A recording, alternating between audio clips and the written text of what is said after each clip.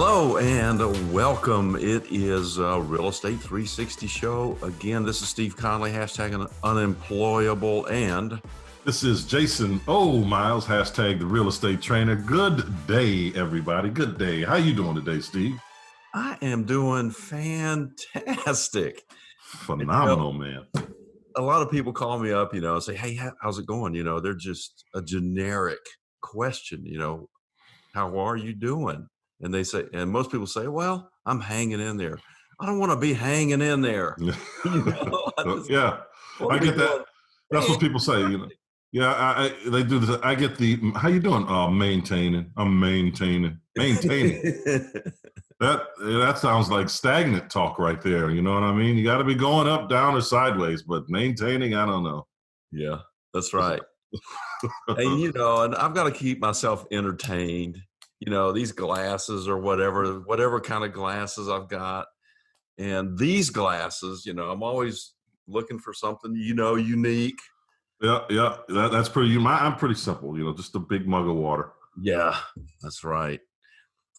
But, we've got a couple of fantastic topics today that we're going to talk about. And we're going to talk about the CARVE method. It's a little euphemism that you put together to create a form that shows people which way to go and how to make their offers, and how to recognize which way to go with an offer on things. Right. And we're going to talk about where to find properties, kind of basic stuff again, but this is a whole unique economic situation that we're all faced with, and I don't know anyone that's been in this situation that's living on this planet right now. Yeah. Ever. Yeah. And even all the way down to the money, is there money available? Yes. Is it as abundant as it was, BC before Corona? No, but it's out there. But there are some cautionary tales that one needs to hear today, so they can know what to look for, because there's a lot of promises being made, and there's a lot of money exchanging hands for services that will not be rendered. Which ones? Well, I mean, you got people out here saying, "Hey, listen, we've got money to lend. We've got money. We can do this for you. All you need to do is pay us $3 or $4 grand up front." And there are some programs out there that will eventually lend you the money, but the vast majority of those are just not worth it. You'd be better off spending more money with your local lenders than try to shave off a couple points by giving some company $3 or $4 grand in hopes of getting a loan. You are dead on right. If somebody is asking you for $3,000 or $4,000 up front for whatever the reason is, just hang up the phone and go somewhere else. Now, if a lender is asking you for some money, for appraisal money or stuff like that, that's legitimate expense kind of money, that's fine. But this upfront stuff, man, you'll never see the money, and chances are you will not see a loan either. Right? It's very slim, very slim. And there's still money out there. There are companies. I mean, one of our main companies, as a matter of fact, is still lending money. Now, the lending parameters changed a little bit. They're not doing 190 anymore. They're doing 180 because they don't know where values are going to be. No one is sure where the values are going to wind up. Are they going to fall? Are we going to listen to a lot of the pundits, the talking heads that are telling us real estate is going to crash through the floor? No. I mean, that's not what we're seeing. None of the indicators are there. Home buyers are still buying homes. And as long as that's happening, we're not going to have any issue. People still have their jobs. The only people that really, really lost their jobs or were furloughed were people that are working in the restaurant industry mostly, or some kind of hospitality and entertainment. Okay. And travel, anything travel related. There's certain industries that are just going to be decimated. Absolutely. Through this, but there are certain industries that are going to come out really just fine. Yeah, because you think about it, people have to work from home now, right? Yeah. People have to seek employment out at homes, which means people need a place to stay, which means they're going to keep paying their rent. They're going to find ways to make money, right? Will some people downsize? Probably. But these companies that, a lot of these corporate jobs anyway, I mean, a lot of these people could work from home. Think about the money that the corporations would save by not having to have employees on the spot in a specific location. I mean, if you're not in manufacturing, what difference does it make, right? Mhm. So, they'll save a ton of money, and they'll do one of two things, one of three things. One, they'll just share all that wealth with the shareholders, right? Which makes them wealthier. Two, they'll hire more people to do more stuff, expand their territory, basically. And or three, they'll pay their employees a little bit more money because they're making more money. Right. So, those are the only three options. But you're right, though. There are some industries that are, just, it's going to take them a long time. It's going to take them years to get back. It's going to take people years, I think, at least a year and a half or two, before people are really feeling comfortable hanging out right next to somebody at the movie theater or a restaurant. I just don't think people are going to be that um, I'm that glad comfortable tomorrow. I'm really glad you mentioned that, and I think that this has been hyped way out of proportion. I know a lot of people disagree with me on that, but Mm, look, the media is the media, right? right. They take whatever it is and they expand it as much as they possibly can and talk about it constantly. CNN's ratings are up 80%. You mean CLN? CLN, right? The Yeah, Chicken Little Network. that's Thank you. right. CNN, the constant negative news, network. Uh, let's just load it on and let's get it piled higher and deeper as far as the eyes can see. But if you walk outside and you talk to people, most of them are pretty healthy. I don't know anybody in my neighborhood that's died of this thing. It just doesn't look to me like it's that bad. And I've seen the numbers and they look like the flu numbers. Now, this is just me talking. I am not going to worry about it, period. Yeah, Now, that said, when Georgia opened up Monday, you know, um, Monday the 26th, yeah. I went to the local fast food restaurant, and was expecting to see some people there. And there's a sign on the door that says maximum 20 people inside. Now, I'm kind of like, I don't go for breakfast and I don't go at lunch. I go in the middle, like, Right. Brunch. yeah. And I just kind of do that because I've always wanted to be, not in a crowded place. But I went into this one and I was the only one in there. And I was in there for about an hour because I was just working on the phone and doing my stuff. And I was the only one there for the entire hour. And honestly, I was surprised. I said, hey, the governor here opened us up. And by the way, I want to say kudos to Brian Kemp for opening us up, taking the step forward, taking the flack from everybody. I'm behind him 100%. That means nothing because I'm a pipsqueak, but still, I'm behind him. And thank you, Governor Brian Kemp for that. So, Well, you are definitely in the minority there, brother. I know But I am. But you know what? Speak it out. I do agree that we needed to do something. People are very anxious to get out. They want to get out and do some things. But you know, getting to the apex, to the point where you're starting to level off. I mean, at least we waited until we got there. I would have preferred to see a bit of a decline because there are a lot of people that just, I mean, I look at it from a lot of different perspectives, right? I look at it from the perspective of, who's getting it. Obviously, people 65 years and older. I mean, out of all of the deaths in particular, 80% of the people that have passed away from this are 65 or older, right? And and then of course there's caveats there. There's the health issues that a lot of, well, the vast majority of them had. And yeah, there were some healthy people that got it. It has to be some kind of genetic thing, right? And obviously, because some people get it and have no symptoms, they're asymptomatic and they can pass it on and so forth. And, it's those things that, people have to be aware of. Right. But our bodies definitely need to develop an immunity to this, and the only way that can happen is by, unfortunately, being exposed to it. Well, maybe, or maybe just telling your body and your cells that you're not going to get it and get into a different vibrational level, and you will not get it. And I mean, if even you do get it, right. then you can just eliminate it quickly and easily by saying, "Hey, get out." Now, Yeah. most people don't believe that, and that's okay. I'm good with that. But let's bounce this back to real estate and commercial real estate.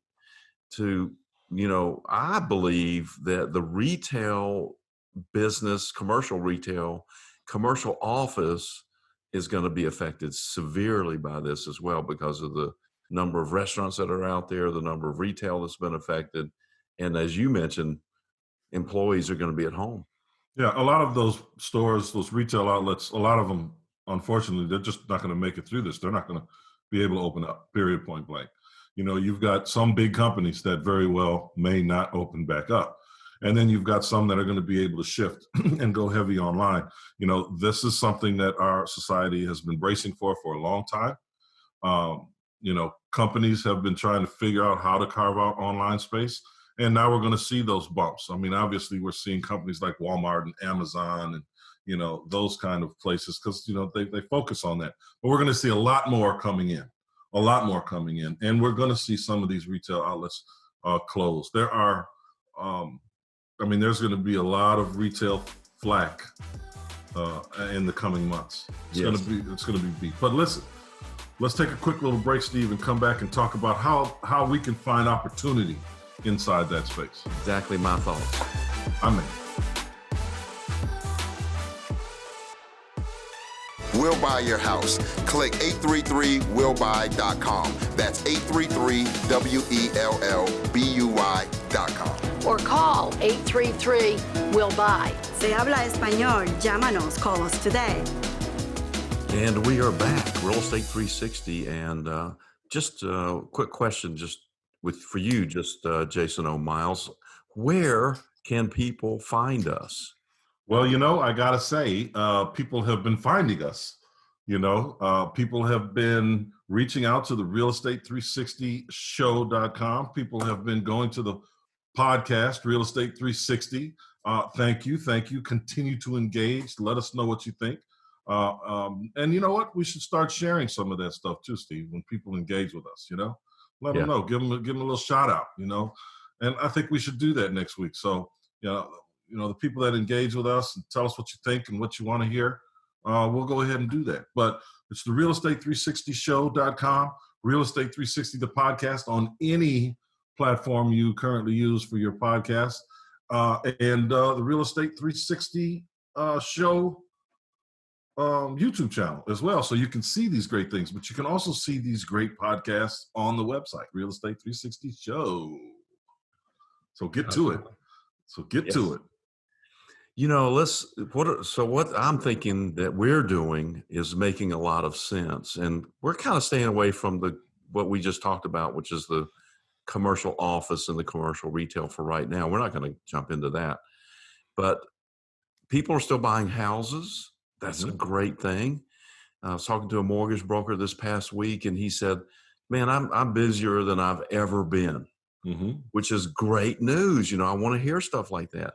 He says, but my non-qualifying mortgages, I don't have any. Now, we just set him up with a lender so that he can do non-qualifying mortgages. He can do the checkbook mortgages and the investor lender mortgages because we had a source and we needed some representation on that. So we're putting him in business on that side, but he was already really busy doing the QMs, the qualified mortgages, which are in line with the Fannie Mae and the Freddie Mac guidelines, and which tells me that people are buying houses. And he said, yeah, people are still buying houses. So that's where we want to put all of our focus is what happens on the back end? How do we get out of these? We constantly talk about, you've got to get into this stuff knowing what's going to happen on the back end. And so the back end is people are buying houses. Prices are not affected too much, although we don't really know what that's going to be. yet. Right. I mean, we've seen little dips, we're seeing, we've got neighborhoods, and I know that I spoke about this before, where people were pushing values, into the high threes, high threes wanting to be in the low fours, right at around the 400,000 mark. But that was pushing values, and with, 2,500 square feet, things like that, you should generally be somewhere in the maybe 350 range, 340 range tops. Now that number's more like 325. Mm-hmm. So that's not quite a 10% reduction, and that's a realistic number.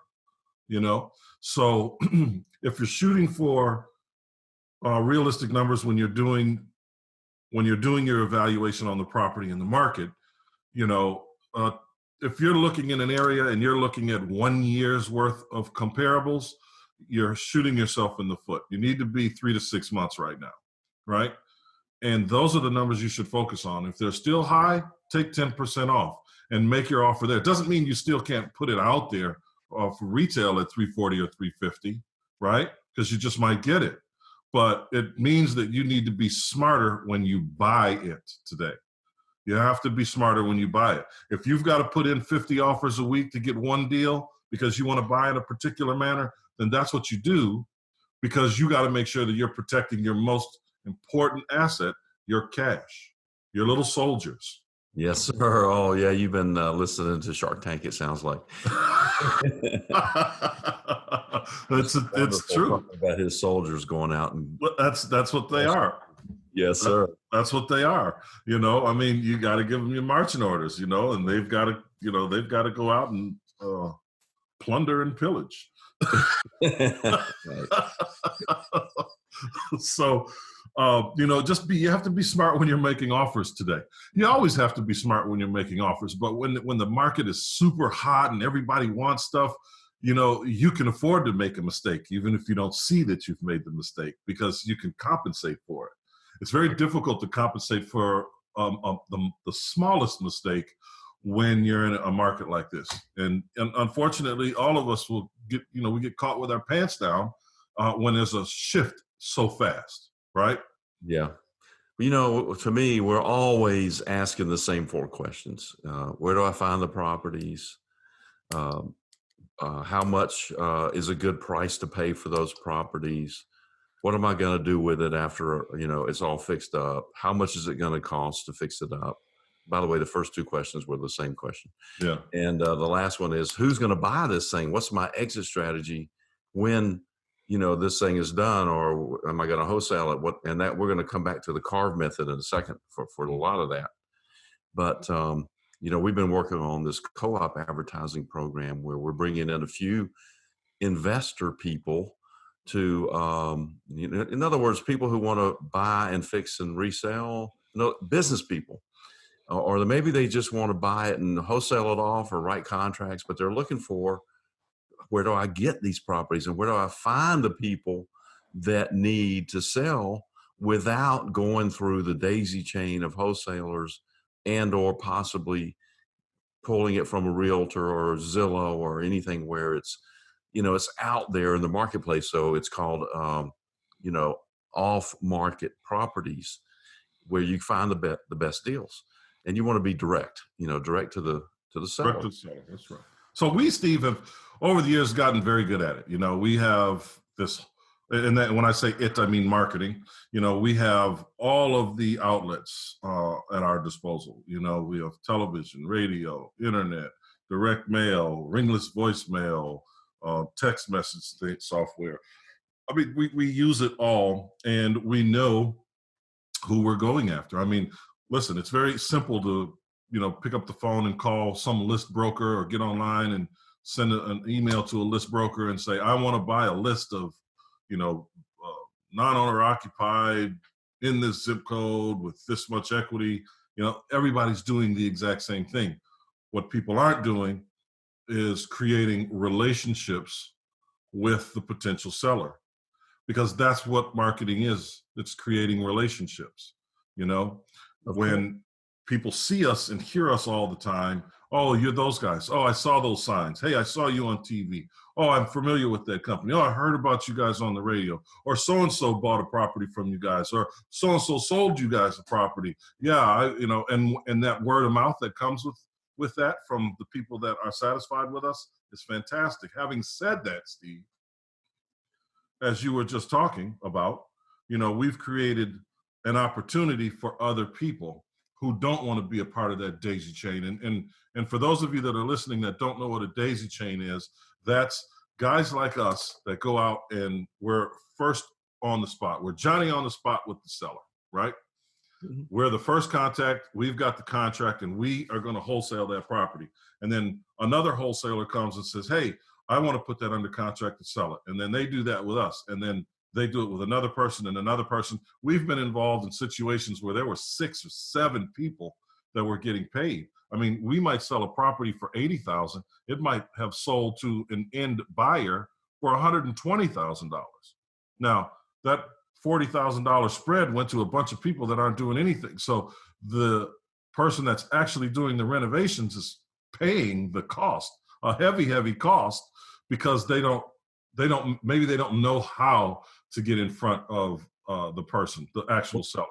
Well, that's exactly what it is. They don't know how, or they don't really want to spend the money that's really necessary to do an effective job, because it's expensive. If you're going to go out and start advertising, even if you're doing something as simple as bandit signs and you want to do a bang up job of it, you're going to spend $2,000 or $3,000 every single month buying and putting up bandit signs to get a few phone calls, right? Yeah, and it's not even just that. It's the effort and time. So for a fix and flipper, the opportunity cost of spending all that time marketing is taking away from them doing what they really want to do. So exactly. we're taking that opportunity cost out of the equation for them. Right. Yeah. And so our marketing plan does cover television, which is, hey, where is everybody right now? They're at home watching TV or YouTube or social media or Facebook. So, of course, our marketing plan covers YouTube and the social media and Facebook. We're going to either do flyers or bandit signs in addition to that. And we have the call center set up. We have the admin set up. Because, once you get the lead, you've got to track it and make sure that you follow up and you do all the work necessary to have every opportunity to actually get that house under contract. Because each of those leads are, expensive. They cost money, not just money, as Mr. Jason O. Myles mentioned. It's time, effort, energy, and ongoing monitoring of that lead. So we put together this program that does all of that for $2,000 a month for people who are interested in joining it. And I put out a flyer yesterday that showed that we're really looking for 7 slots at $2,000. That's $14,000, per month. We already have 4 people who have already committed to that. So we're just looking for 3 more to join us on this adventure. And if you look at, let's take realtors for an example. Most realtors don't want to spend the money. They don't understand the marketing. Mark Spain, I'm not promoting him necessarily or anything, but it's obvious that he understands the power of marketing. He's spending a ton of money on marketing and supplying. He's doing exactly what we're doing with our marketing co-op.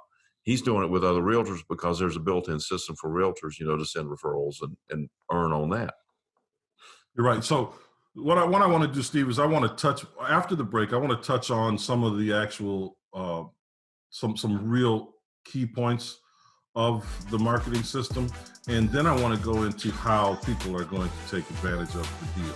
And we still need to talk about the carve method. That's right. And that'll be that part.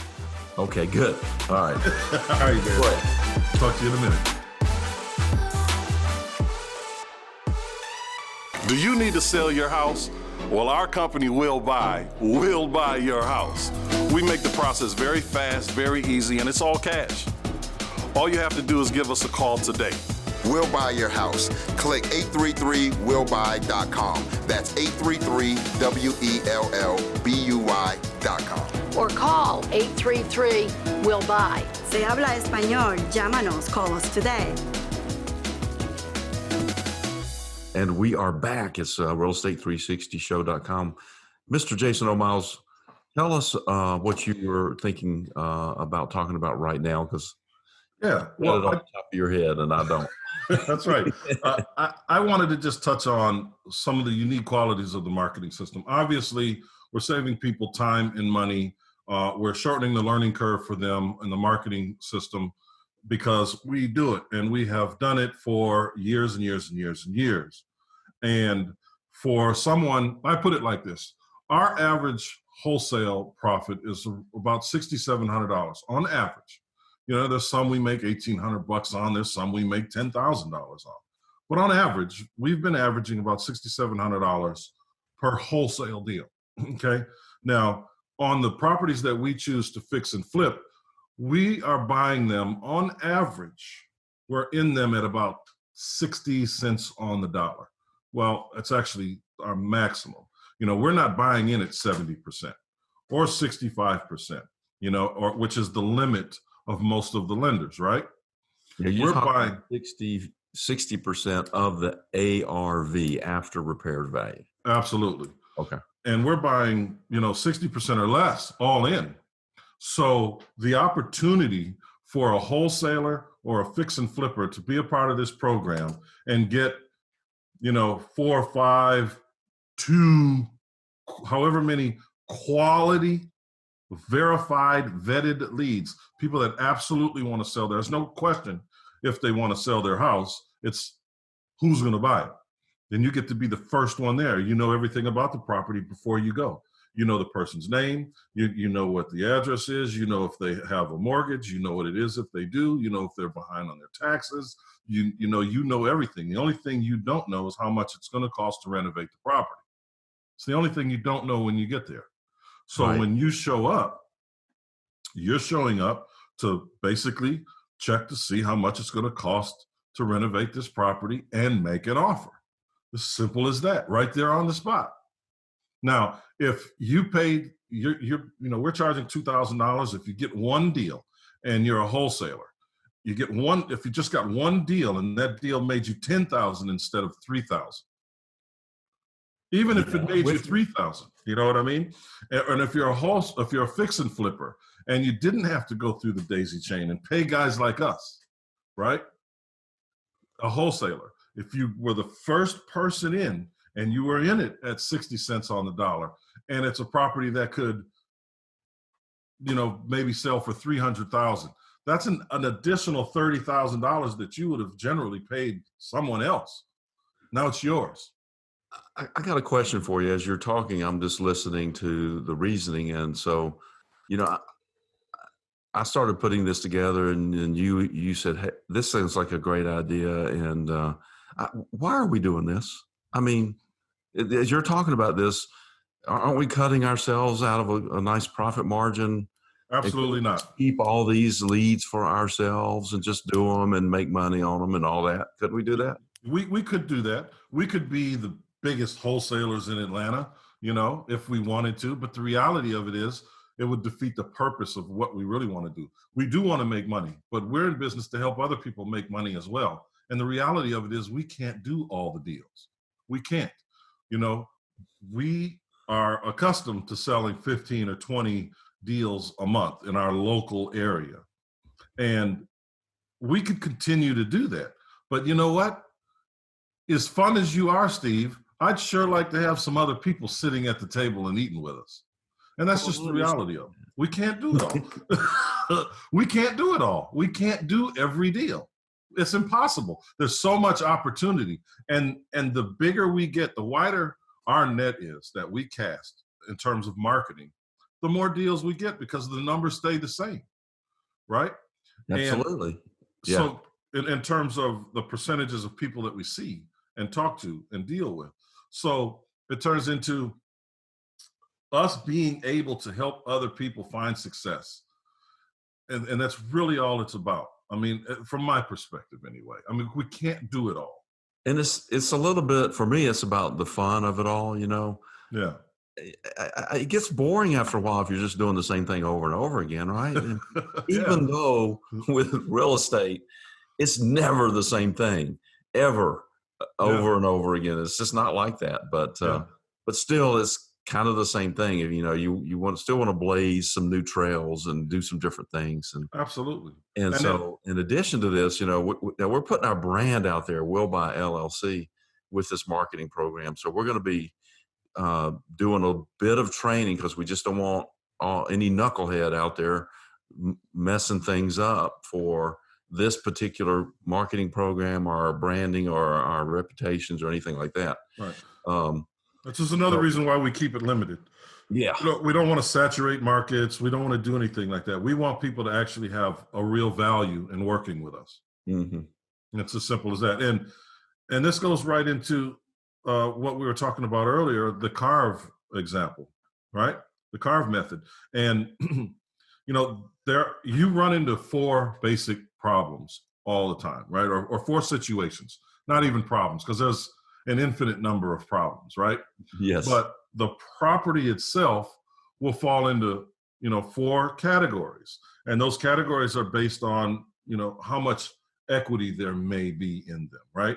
You know, 0 to 50%, 51 to 80, 81 to 105, 106, 107, and then just, you know, totally underwater. You know, you owe $300,000 and the house is worth 200. You know, those are really bad situations. We actually have a client that is in a situation like that, and her house has been underwater since the crash, Steve. I mean, we're talking better than 10 years. She still owes more than it's worth. She bought it for $325 in Clayton County. Oh no. Yeah.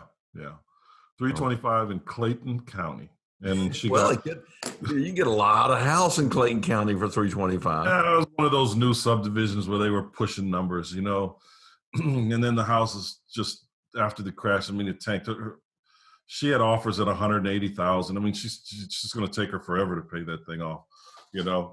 But she's getting closer to the break-even point, though. She was. She's getting there. She's chipping away at it. But you know, in those situations, in the carve, you know, you're looking. Let's take it from the first position. You go out. We give you one of these leads that you paid for, and you go out and you look at a house, and it's got a lot of equity, right? I mean, it's got a ton of equity. You'd be in this thing, worst case scenario, at 50 cents on the dollar, which is fantastic. You know, once you have a conversation with this owner, generally speaking, that's your all cash offer right there, right? We want to get these people in and out of there right away. You want to in the closing and out the closing as fast as possible, because it's such a great deal.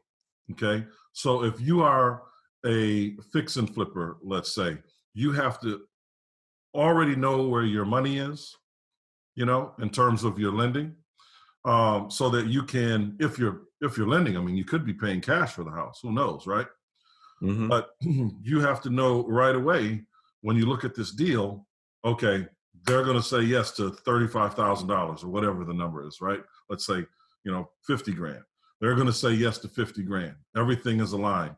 You know, when we're doing all the paperwork and we're doing our property evaluation and our renovation checklist, and we know what it's going to cost to renovate it, and we're standing there and we're talking to the owner, and we ask them, you know, and I'm very different when I do this.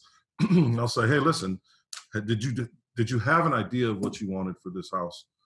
Because I'm going to make you an offer today, because you're aware that this house is falling in on itself, you know, right?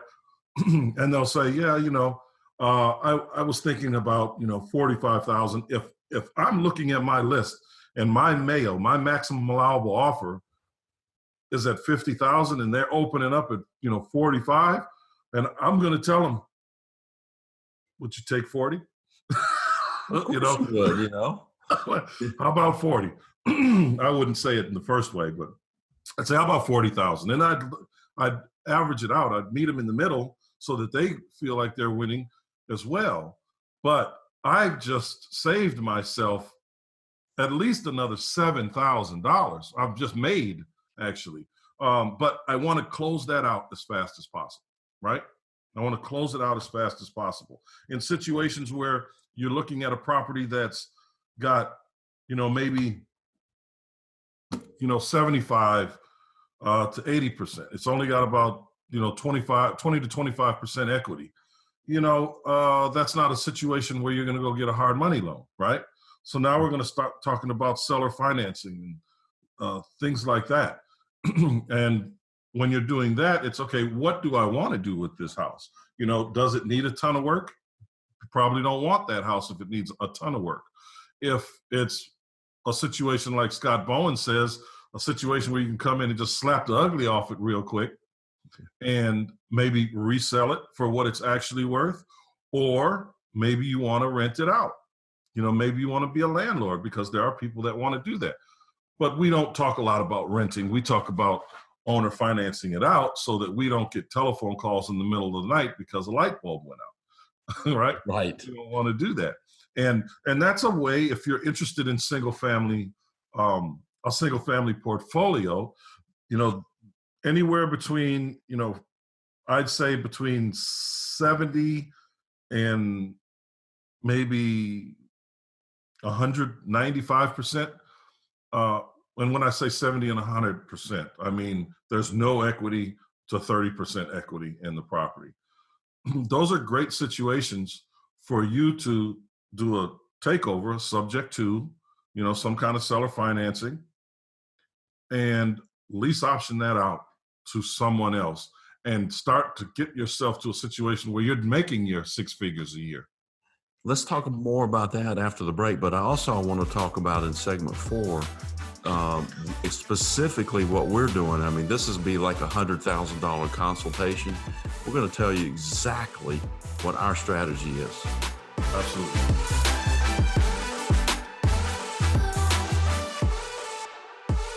Hi, this is Sammy with Sammy Hadid Real Estate Keller Williams. Are you looking for a top producing agent who will look out for your best interests? Top dollar on the sale of your home, a well-negotiated contract, an efficient closing?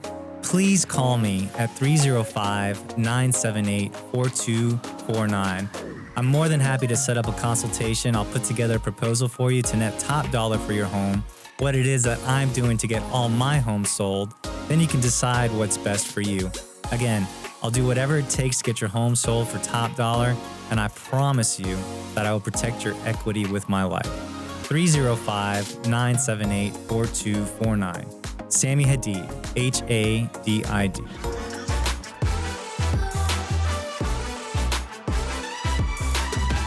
All right, so we are back. Thanks for sticking with us, guys. That's a little bit about the carve example, just a little bit. And we can share that information with you when you want. Just reach out to us. It's a lot more extensive than that. We're just giving you what we can right here, right now. But Steve, I got a question for you. Okay, yes. So on the low, what are we doing right now? What is the $1 billion thing that we're doing right now that, no holds barred, man. It's all on the table. What are we doing? So don't hold anything back. Don't do it. Don't do it. Right at the end of the last segment. Like Rocky in that last round, he wanted to finish it. Right. Cut me. Let it all out, man. Don't cut me. I'll just tell you, please. But seriously, we've got a combined real estate experience of, I don't know, what is it, 70 years, 60? No, not that much. Probably closer to 60. 60 years, yeah. And we've seen almost everything, and that has helped us significantly, if you will, navigate this and look at it and come up with new things while we've been sitting at home, like the co-op advertising program. And what we're doing from that is we're looking for some pretty specific properties. And at the time, we weren't sure if there were going to be any lenders. So our focus was this. It's finding the properties that don't need too much work financing them however we can. Now we're going to look at the carve method to determine that. Because there's so many variables there, depending on really how much work there is and the financing that might be in place and the subject tos and possible owner financing. So we want to get into those with as little cash down as possible, or structure it so that we can bring in a joint venture partner as well. Those are all options. So I'm talking to the people who may not have a lot of cash, who want to get into the real estate business, and this is how to do it. And we're looking for those houses that have not that much work. We don't really want to do anything unless there's huge potential and opportunity. We just don't want to do another reno where we're adding square footage. We're dealing with massive numbers of permits and drawings and hoops, fiery hoops to jump through from the cities that require all that stuff. And, some of them aren't even working. I guess they're working now. I'm not sure. It's hard to tell. It is hard to tell. It is. So really we want to be in those situations where it's a fluff and buff. We don't really need permits. They're not required. We can go in and clean it up, paint it up, and put some lipstick on it. Spend, $5,000 or $10,000 maybe on those types of things, and then turn around and sell it as a QM, qualified mortgage, to a retail homeowner buyer. Are we going Steve, to find? Let me ask you something now, because everybody wants to find those deals, right? Everybody's looking for the simple, quick fix thing. How are we getting those things? I mean, what are we doing to get those? That's a great question, and I'm kind of glad you asked me that. Would it be a good idea to maybe get in front of the homeowners so we can get the best property for our money as possible, and also have the opportunity to maybe structure some owner financing or some subject to financing, get the best price, get the best terms, whatever. Now, that reminds me of a saying that we used to have way back, in the Middle Ages when we were the real estate. But it was like, look, I'll tell you what, if you want to dictate the price, let me dictate the terms. Yeah. However, if you want to dictate the terms, then I'll dictate the price, So in other words, if you're going to say, I need this amount of money and it's retail, well then, in order to make it work for me, let me tell you what the terms are. In other words, owner financing or a certain amount down and low interest so that it can work. It's just like the one we did in Fayetteville, where it was subject to low interest rate, small payments, works all day long. It wasn't the greatest price, but there's an opportunity there. So, even with that deal, we still made what, $8,000? Yeah, we did. We made a little bit more than that. Well, we took some of that and put it into some marketing. Yeah, so, exactly. And you know what? We ended up putting a deal together where we actually paid the seller a little fee after we closed the deal. And honestly, when we put this thing together, I didn't think we were going to be selling it within 6 months. I thought we were going to be selling it within 4 or 5 years. So I wasn't even thinking about that. And then all of a sudden we sold it, and then, oh, well, we owe her, $5,000. Yeah. Okay. So it is what it is, Yeah. But everybody was happy in those situations. And that's having the ability to see the options, where most people would just throw that deal away. They wouldn't have. I mean, she'd been trying to sell that property for a couple years before she found us. Exactly. And she had it on Zillow. We looked at the history, and she had it on there for 150. And then she'd reduced it a couple times. She'd spent, I don't know, $8,000 or $10,000 putting in new systems and flooring. They did kind of a crappy job. She lived out of state. She couldn't monitor it. She wasted a lot of money. And then she said, the heck with it, I give up. Yep. It was a great idea for her. She did okay with us. She did. We took over the payments. We got it cleaned up and retail ready, and she didn't have to do anything but collect a check. Exactly. She didn't do a thing but collect a check. You know. And I think she was at the point where she just wasn't going to make another payment. Yeah. On that. And that was one of those options, going back to the Carve example, where, you know, it was a seller financing option, because at the time we did the deal, she had what, maybe 5% equity, maybe 10? You know, when I was looking at it, yeah, which would, she could not have sold it, listing it with a realtor, and actually walked away with any money. It would have cost her money to do it. That's right. Yeah. It would have cost her money to sell it, and she sure as heck couldn't sell it from out west, you know, where she lived. Yeah. That's too far. You know, you can't, well, I guess you could, but you know, it takes a certain amount of expertise. Absolutely. To do that. And she certainly didn't have that. She's not a realtor. She works in corporate. And those are the examples. And those are, for people that are listening, that was a lead that came from Craigslist. Yes. Okay.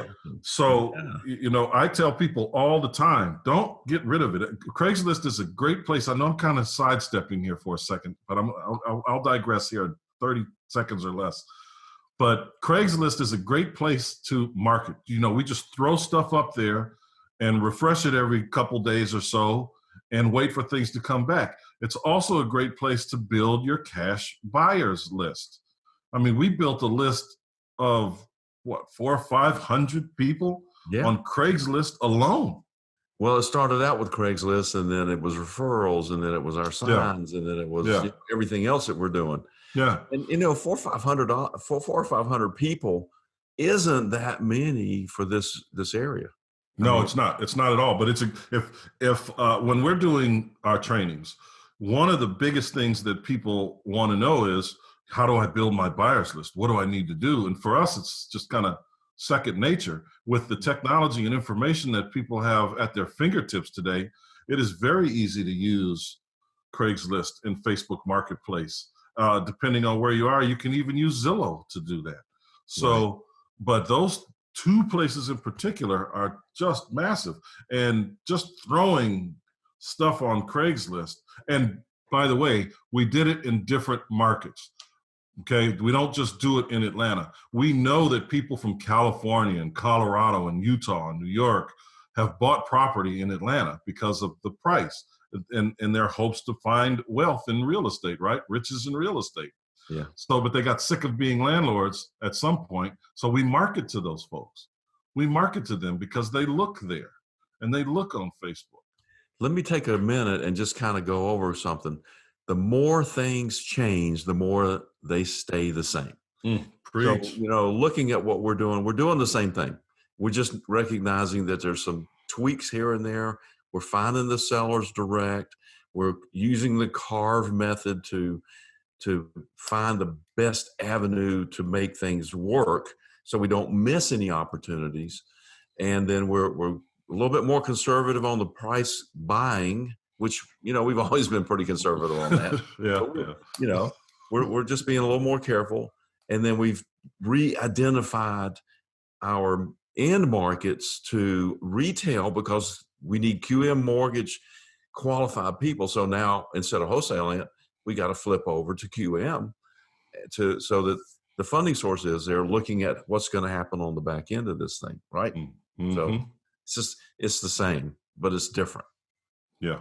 And that's where we are. Now, guys, listen, make sure that you check us out on the podcast, Real Estate 360 Show. Go to realestate360show.com. We've got a few events that are going to be coming up in the end of May and in June. You're going to want to see what those are. We're all practicing social distancing right now, you know, to some extent. So we're going to do some stuff online. We're looking forward to the time that we can get back to our live events. Hopefully that'll be, you know, next month. But go to the website, realestate360show.com. See what we have available for you. We're going to have some free classes coming up. Free. So go there, check it out, and take action. Woo! Real Estate 360. See you guys next week.